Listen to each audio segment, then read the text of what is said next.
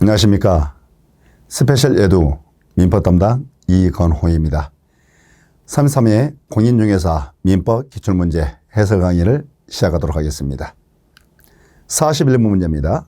자, 41번 문제 포인트는 상대방 있는 단독행위, 상대방 없는 단독행위 구별하는 문제인데 41번 문제는 상대방 없는 단독행위 찾아란 문제가 되겠습니다. 자, 상대방 없는 단독행위는 유언, 요증, 재단법인 설립행위, 소유권 포기라는 게 있습니다. 이걸 이런 식으로 암기했을 겁니다. 유재석이 소유권을 포기했다. 유언, 요증이죠.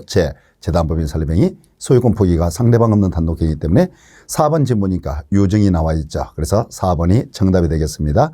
반면에 1번, 2번, 3번, 5번 보면 취소, 추인, 동의, 해제는 상대방이 있는 단독행위가 되겠습니다. 42번 넘어가겠습니다. 다음 중 무효인 법률행위는, 자, 42번 포인트는 이겁니다. 출제 포인트는 유효, 무효 구별하는 게 이 포인트가 되겠습니다. 자, 지문을 보면서 설명드리겠습니다. 1번 개업공인중개사가 임대인으로서 직접 중개의뢰인과의 체결한 주택임대차 계약. 자, 4번 1번 지문이 이겁니다.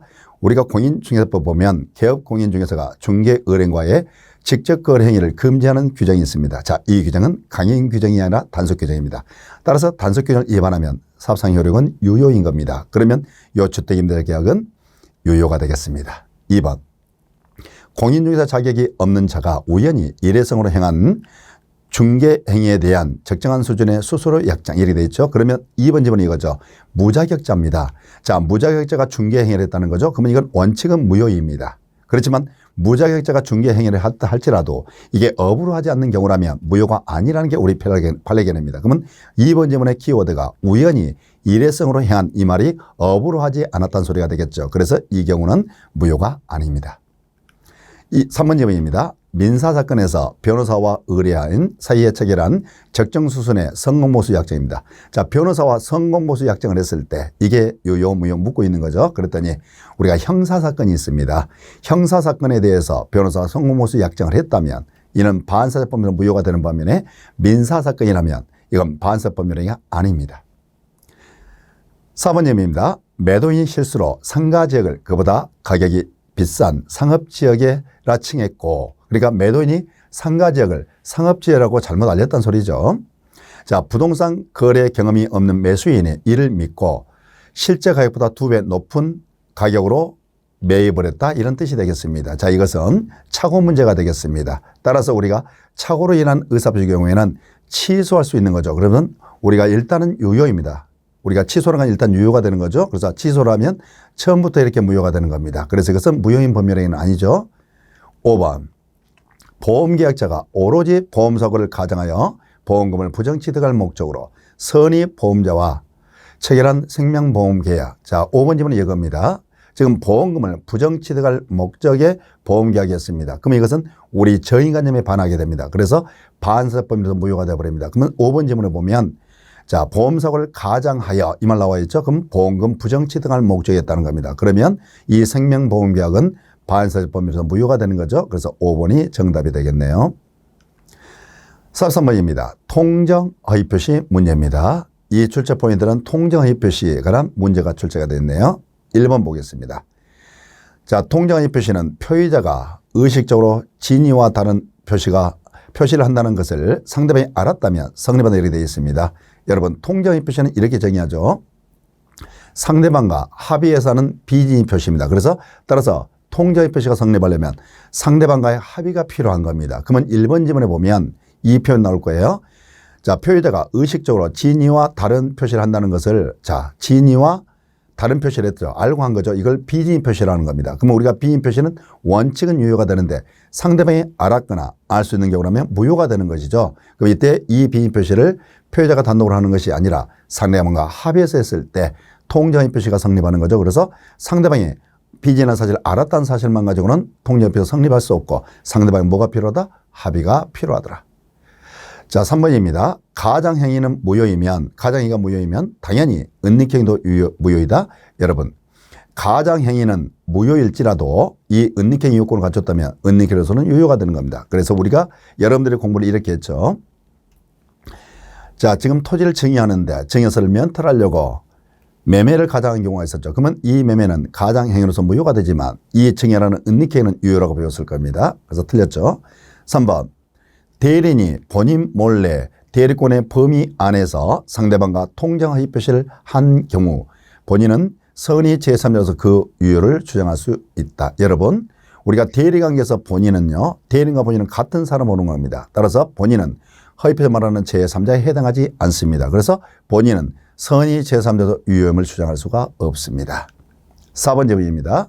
민법 108조 2항에 따라 보호되는 선의 제3자에 대해서는 그 누구도 허위 표시 무효를 주장할 수 없다. 자, 우리가 허위 표시에서 선의 제3자 있죠. 선의 제3자에게는 그 누구도 허위 표시 무효를 주장할 수는 없는 겁니다. 5번 가장 소비대차에 따른 대금 채권의 선의 양수인이 민법 108조 2항에 따라 보호되는 제3자가 아니다. 여러분 우리가 허위 표시 말하는 제3자라는 것은 허위 표시를 기초로 해서 새로운 이해관계를 맺게 된 자를 말하는 겁니다. 그러면 지금 갑과 을 사이에 가장 소비대차를 했습니다. 그래서 갑이 가장 대금 채권을 누구에게? 벽에게 양도를 했다 합시다. 그럼 이때 이 대금 채권을 양수받은 자 있죠. 이 자는 허위 표시를 기초로 해서 새롭게 이해관계 맺은 자가 되니까 이 양수인은 이 대금 채권의 양수인은 제3자에 해당하는 겁니다. 그런데 아니다 그랬으니까 틀렸겠죠. 자, 44번 문제입니다. 토지거래 허가구역 내의 토지에 대한 매매계약이 체결된 경우에 관한 설명으로 옳은 것을 모두 골라보시오. 자, 44번 출제 포인트는 유동적 무효에 관한 우리 판례 이론을 판례 이론을 문제화시킨 겁니다. 자, 기억 지문을 보겠습니다. 자, 해약금으로서 계약금만 지급된 상태에서 당사자가 관할관청에 허가를 신청하였다면 이는 이행의 착수이므로 더 이상 계약금에 기한 해제는 허용되지 않는다. 자, 기억점은 이거죠. 우리가 계약금을 포기하고 배액을 상환하고 계약을 해지할 수 있다는 규정이 있죠. 이것은 이행착수 전입니다. 그러면 기억의 포인트는 이거죠. 허가를 신청했다는 겁니다. 이게 이행착수로 보느냐 보지 않느냐 이 말이죠. 그랬더니 허가를 신청했습니다. 이것 가지고는 이행착수로 보지 않는 겁니다. 따라서 이행착수가 아니기 때문에 계약금 배액을 상환하고 이 계약을 해지할 수 있다라고 해야 되겠죠. 니은 당사자 일방이 토지거래 허가 신청 절차에 협력할 의무를 이행하지 않는다라면 다른 일방은 그 이행에 소구할 수 있다. 자, 여러분, 이 협력할 의무, 여기 포인트는 협력 의무입니다. 자, 이 협력 의무는 도덕적 의무가 아니라 법적 의무라는 겁니다. 그래서 법적 의무가 되기 때문에 이 협력 의무는 소송을 통해서 강제적으로 이행을 구할 수도 있는 겁니다. 그래서 협력 의무가 도덕적 의무가 아니라 법적 의무구나. 그래서 소구할 수 있다. 디귿질문입니다. 매도인의 채무가 이행불능임이 명백하고 매수인도 그 거래 존속을 바라지 않는 경우에 위 매매계약은 확정적 무효로 한다. 여러분, 유동적 무효 상태에 있는 토지 거래 계약이 이게 확정적 무효가 되는 경우가 있고 확정적 유효가 되는 경우가 있죠. 자, 이런 거죠. 불허가 처분이 있습니다. 또는 쌍방이 허가를 신청하지 않기로 명백히 표시했습니다. 그러면 확정적 무효가 되는 거죠. 또 디귿질문처럼 매도인의 채무 이행 불능 상태에 있었다는 거죠. 그리고 매수인도 더 이상 거래를 존속할 여지가 바라지 않는다는 겁니다. 그러면 이때는 이건 확정적 무효가 되는 건 맞습니다. 리얼. 위 매매계약 후 토지거래 허가구역 지정이 해제가 되었습니다. 그럼 그 계약은 여전히 유동적 무효라는 거죠. 자, 우리는 허가를 얻습니다. 또는 지정이 해제가 되어버리면 이건 확정적 유효 상태가 되는 거죠. 그러면 디귿 리얼 지문에 보면 지정이 해제됐다는 표현 나오죠. 그러면 확정적 유효가 되는 거구나. 이렇게 가면 되겠습니다. 45번 문제입니다. 법률행위 취소에 관한 설명으로 틀린 것은 자 45번 출제 포인트는 법률행위 취소에 관한 종합 문제를 출제를 했습니다. 자 지문을 보면서 확인해 보도록 하겠습니다. 제한 능력자가 제한 능력 이후로 자신의 법률을 취소하기 위해서는 법정 대리인의 동의를 받아야 된다. 여러분 취소권자에는 제한 능력자도 취소권자인 겁니다. 그래서 제한 능력자가 일정한 취소권을 행사하기 위해서는 취소하기 위해서는 법정의 동의가 필요 없는 겁니다. 그래서 1번 지문 틀렸겠네요. 2번 취소권은 추인할 수 있는 날로부터 3년 내 법률의 현날부터 10년 내 행사하라. 자 우리가 취소권 행사 기한을 묻고 있는 거죠. 3번 취소된 법률행위는 특별한 사정이 없는 한 처음부터 무효인 것으로 본다. 자 이게 취소 효과입니다. 취소는 소급해서 무효로 보는 거죠. 그래서 처음부터 무효인 것으로 본다. 5번 제한 능력 이후로 법률행위가 취소된 경우에 제한 능력자는 그 법률행위에 의해 받은 급부의 이익이 현존하는 한도에서 상환할 책임이 있다. 자, 4번 지문은 취소 효과로서 부당이득 반환 의무가 발생하는 거죠. 이때 부당이득 반환 범위입니다. 자, 제한 능력자는 선이든 악이든 관계없이 현존 이익만 반환하면 되는 거죠. 그러면 지문에 이익이 현존하는 한도에서, 제한 능력자는 이익이 현존하는 한도에서 맞는 지문이 되겠죠. 5번. 취소 쓰는 법률행위에 대해 취소권자가 적법하게 추인해버리면 그의 취소권은 소멸한다. 여러분, 취소할 수 있는 법률에 추인한 것은 취소권 포기를 의미하는 겁니다. 따라서 취소 법률을 추인을 해버리면 더 이상 취소를 할 수 없게 되니까 취소권 포기를 의미하니까 취소권은 소멸되겠죠. 그래서 적법을 추인했다. 그러면 더 이상 취소를 못하니까 취소권은 소멸된다. 46번 문제입니다. 조건과 조건에 관한 다음 설명으로 틀린 것은, 그러면 46번 문제는 출제 포인트가 조건에 관한 게 되겠죠. 1번 자, 지금 볼게요. 조건성치 요력은 특별한 사정이 없는 한 소급하지 않는다. 1번 질문 이거죠. 조건 법률의 효력입니다. 우리가 정지 조건이라면 조건을 성취한 때 효력이 발생하는 반면에 해제 조건이라면 조건을 성취한 때 효력이 소멸되는 거죠. 그래서 조건은 원칙은 비소급이 원칙입니다. 원칙은 뭐라고요? 비소급. 근데 예외적으로 당사자 약정에 의해서 소급할 수 있죠. 그러면 특별한 사정이 없는 한 소급하지 않는다. 맞는 질문이죠. 2번. 해제권이 있는 선량한 풍소, 해제권이 선량한 풍소 기타 사에서 위반된 때는 특별한 사정이 없는 한 조건 없는 법률에 한다. 자, 4번 질문 이겁니다. 자, 조건이 선량한 풍속에 반합니다. 이걸 우리가 불법 조건이라고 하는 겁니다. 그러면 해제권이 선량한 풍속에 반한다는 얘기는 불법 조건이라는 소리죠. 그러면 불법 조건이 붙은 법률행위는 불법 조건만을 분리해서 무효가 할 수 없고 법률행위 전부가 무효가 되는 거죠. 따라서 조건 없는 법률행위나 법률행위 전부가 무효가 된다. 이래야 되겠죠. 그래서 조건이 선량 풍속에 반한다. 이게 키워드가 되겠죠. 불법 조건이라는 소리예요. 그러면 법률의 전부가 무효가 되는 거구나. 3번입니다. 정지조건과 이행계로서 불확정 기한은 표된 사실이 발생하지 않는 것으로 확정된 때에는 채무를 이행하여야 하는지 여부로 구별할 수 있다. 자, 3번 질문은 이런 얘기가 되겠습니다. 여기 부과된 표된 사실이 있습니다. 자, 이 사실이 발생합니다. 그러면 채무를 이행해야 됩니다. 이 사실이 발생하지 않으면 채무를 이행할 필요가 없습니다. 그럼 이 경우는 봐보세요. 채무를 이행할 수도 있고 이행하지 않을 수도 있잖아요. 그러면 이 사실이라는 것은 확실한 사실, 불확실한 사실. 불확실한 사실로 해석해야 되니까 이걸 정지조건으로 본다는 얘기입니다. 반면에 부과된 표된 사실이 발생을 하든 발생하지 않든 어느 경우든 채무를 이행해야 됩니다. 그러면 어떤 경우는 채무를 이행해야 되니까 이 경우는 이 사실은 확실한 사실로 봐야 되니까 불확정 기한이 된다는 거죠. 그럼 이때 이게 정지조건인지 이게 불확정 기한인지 이 구별을 이렇게 한다는 거죠. 발생하지 않으면 채무를 이행할 필요가 없죠. 발생하지 않으면 채무를 이행해야 됩니다. 그래서 이처럼 발생하지 않는 것으로 확정된 때 채무를 이행해야 되느냐 이행하지 않느냐, 뭐 이행을 하지 않는다면 정조건, 이행을 해야 된다면 불확정 기한, 이렇게 구별할 수 있다, 이런 뜻이 되겠습니다.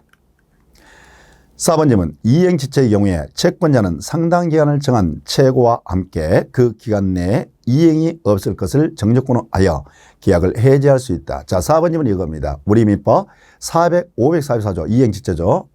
544조 보면 이렇게 됐어요.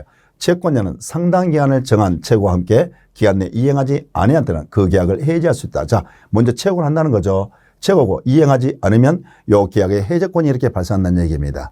그러면 이행할 수도 있고 이행하지 않을 수도 있죠. 그러면 이행 여부는 불확실하니까 조건이 되는 겁니다. 그러면 이행하지 않았어. 그러면 해제권이 발생하는 거죠. 그러면 정조건이라는 거죠. 그래서 이런 소리예요. 그래서 그 기간 내에 이행하지 않을 걸 정조건에서 요 해제권이 발생하니까 그 계약을 해지할 수 있다.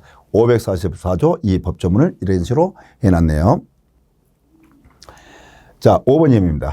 신인성신의 반환은 방해로 말미암아 조건이 성취된 것으로 의제되는 경우에 성취 의제 시점은 그 방해가 없었다면 조건이 성취되었으라 추산되는 시점이다. 자, 5번 질문은 일명 성취 의제라는 거죠. 이때 성취 의제 시점은 언제라고 배웠냐면 방해가 없었다면 조건이 성취되었으리라 추산되는 시점 이렇게 해야 되겠죠.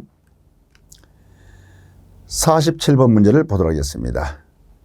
갑은 그 소유 X 건물을 매도하기 위하여 그에게 대리권을 수여하였다. 이에 관한 설명으로 틀린 것은, 자, 49번은 대리권에 관한 문제가 되겠습니다. 1번, 을이 사망하면, 자, 을이 누구죠?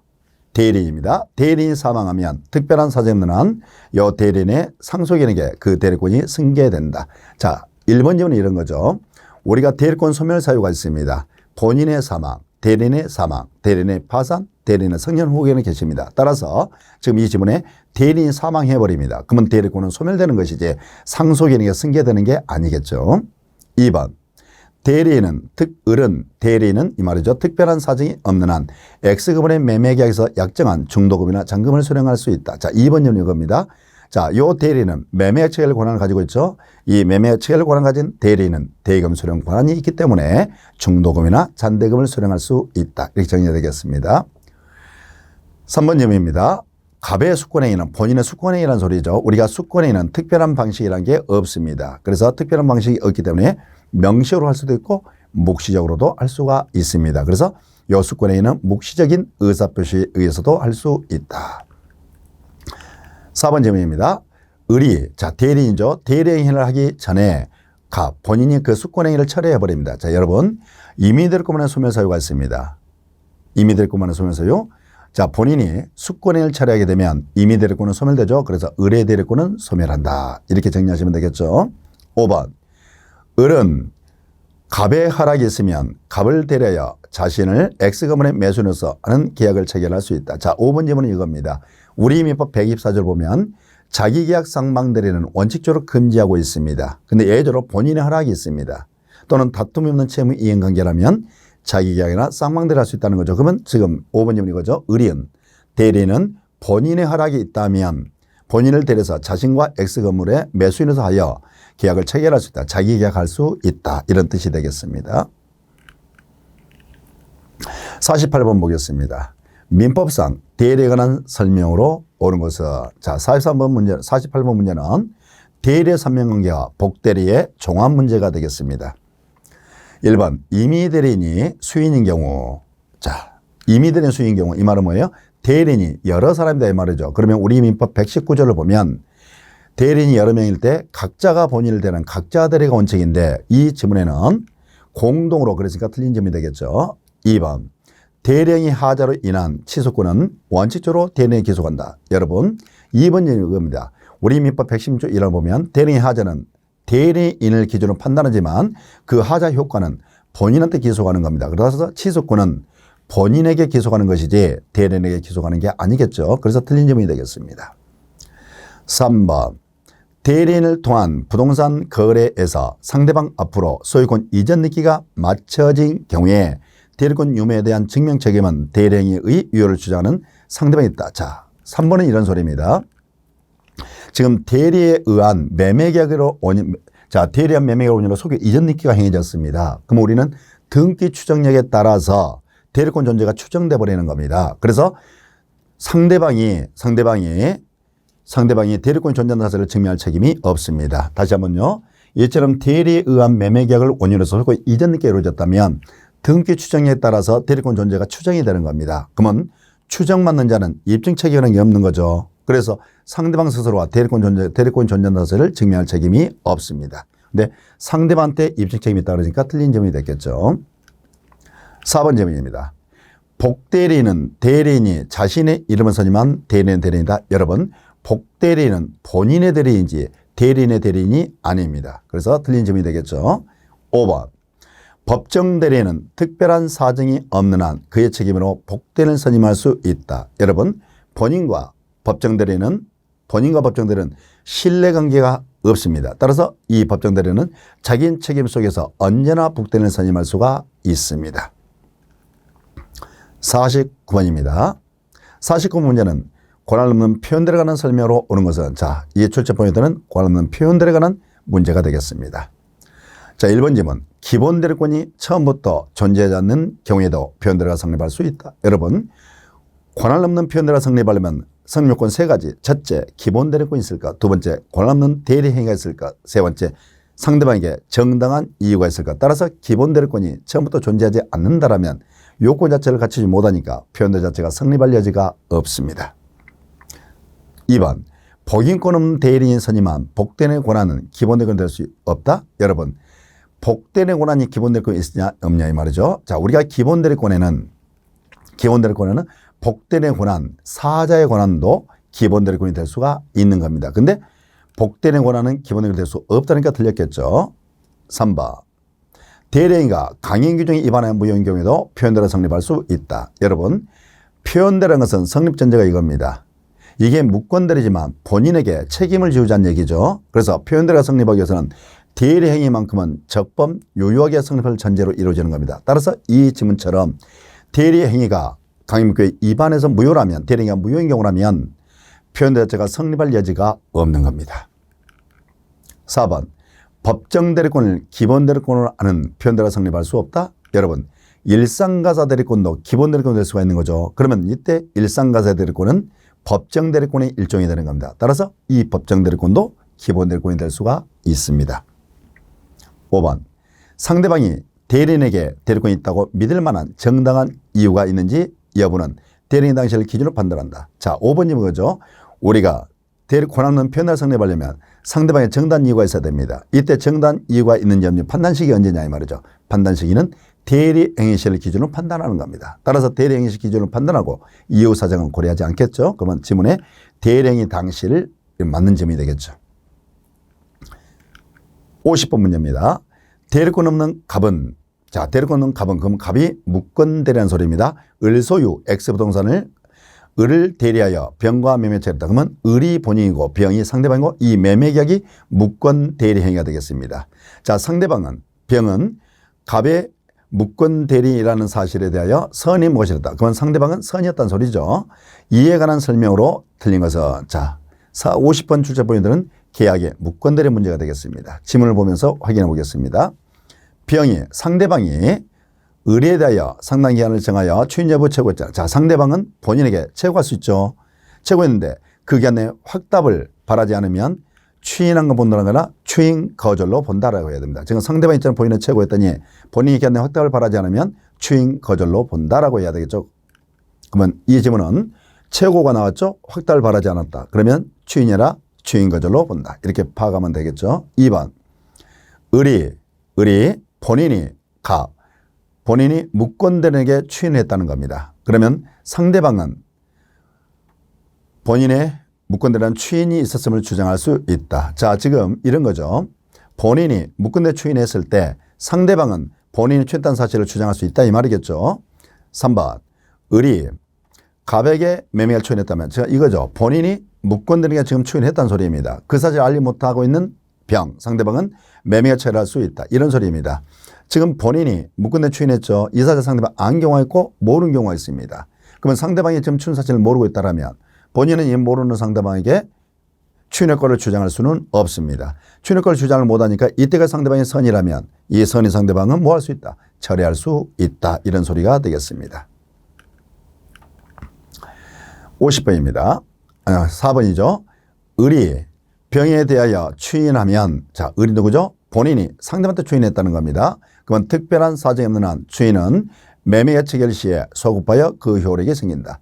자, 본인이 무권대를 추인하게 됩니다. 그러면 이 추인 효과는 소급효가 인정되는 거죠. 그러면 매매의 체결 시에 소급하여 효력이 생긴다. 소급하여. 맞는 말이 되겠죠. 5번. 을이 병에게 추인을 거절하는 경우에 본인이 제한 능력자가 아니면 상대방의 선택에 따라서 계약 이행 또는 선언 책임이 있다. 자, 지금 5번 지문이 거죠. 무권대리인의 책임을 얘기하는 겁니다. 그러면 여러분, 자, 협의 무권대리에서 본인이 추인 거절한단 말 나와 있죠. 그러면 무권대리인 책임을 얘기하는 거구나. 따라서 이 무권대리는 상대방의 선택에 따라서 계약 이행 또는 선언 책임을 져야 되는 거구나. 이렇게 정리해 주신다면 되겠습니다.